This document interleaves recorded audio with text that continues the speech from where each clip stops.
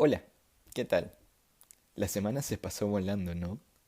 Pasó Halloween y en un abrir y cerrar de ojos pasará noviembre y llegará la Navidad.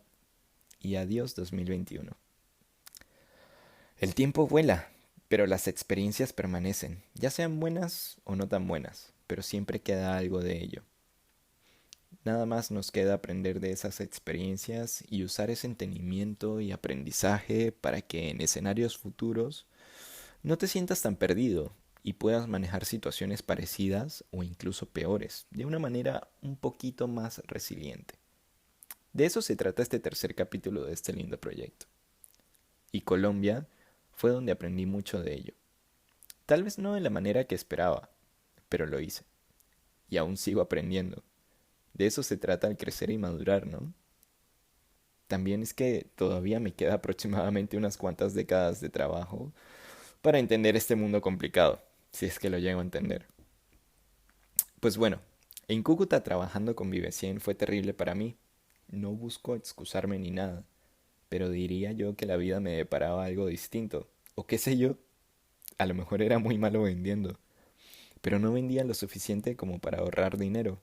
Por mucho cubría mi cuota diaria para pagar la habitación y la comida de la noche. En ese entonces, mi dieta solo se basaba en comer una vez al día o dos. Tristemente no tenía dinero para más que eso. Si guardaba dinero, sí lo hacía, pero unos cuantos pesos cada día. Pero tenían un propósito especial que ya se los comentaré más adelante. Trabajaba desde las 8 de la mañana hasta las 7 de la noche aproximadamente y no vendía lo suficiente. Lo único que comía en el día era un aguacate o palta, como lo quieran llamar en distintos países.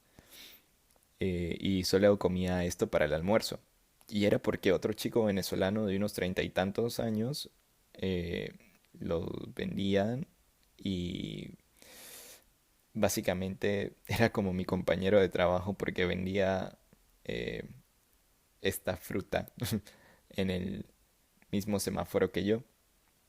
Y a la hora del almuerzo su esposa le tenía preparado su almuerzo cada día, mientras que yo tragaba viento y un poco de dióxido de carbono de los autos cuando pasaba el semáforo a luz verde. Él se dio cuenta de ello y desde que nos conocimos me regalaba un buen ejemplar para que me llenara, porque no tenía nada más que comer y pudiera resistir lo que quedaba de día. Jamás en mi vida sentí que iba a llegar a tener esa clase de necesidades, la verdad. En mi casa nunca faltó una comida, nunca. Por más que la situación en Venezuela fuese pésima, mi familia buscaba la manera de conseguir comida para que pudiésemos comer las tres comidas del día. Y hasta el día de hoy estoy bastante agradecido de ello. Pero quedarme en Venezuela ya no era una opción, y ese era mi motor para cada día seguir saliendo a las calles a vender por más harto y agotado que estuviese. Un día de tantos en los que estaba vendiendo Vive 100, en mi semáforo, en mi lugarcito, pasó un señor en su moto y se detiene a comprarme.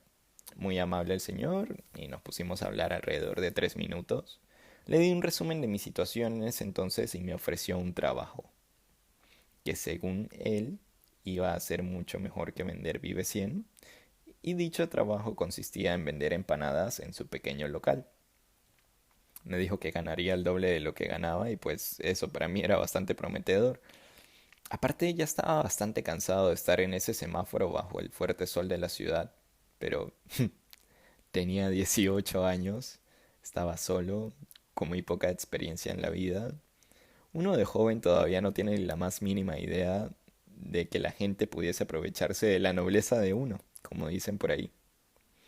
El señor me dice que vaya al día siguiente al lugar, que me salga de Vive 100 y empiece de una vez en su negocio. Me dijo que me pagaría diario y trabajaría solo 8 horas, que era lo justo, entre comillas. Y yo obviamente pues le dije que sí, y eso hice. Pobrecito el Julio, ¿no? Bien iluso. Y la razón por la que le dije que sí fue porque el único día libre que tenía buscaba trabajo y no conseguía. Ya todos los puestos de trabajo estaban ocupados por otros venezolanos que tenían meses allí en la ciudad. No tenía más opción que aceptar. El señor a mi parecer se veía muy buena gente. Pero bueno, El punto es que al día siguiente entré a trabajar con él y me explicó todo lo que tenía que hacer. Nada del otro mundo, la verdad. Lo gracioso es que la cocinera era su ex esposa y el hijo que tuvo con ella también trabajaba allí. Ya el señor tenía otra mujer y a otro muchachito más pequeño con esta mujer. Ya se podrán imaginar la convivencia en el lugar. Como era de esperarse, lo único que hacía este hombre y su ex esposa eran pelear. Y el hombre terminaba llorando todo el rato. Desde el primer día fue así. Termina el día y el señor me dice que me pagaría al día siguiente, porque no tenía el dinero para pagarme, a pesar de que vendíamos todo. Pasó una semana en la que le trabajé y todos los días con lágrimas de cocodrilo me decía que no tenía para pagarme, pero que al día siguiente lo haría.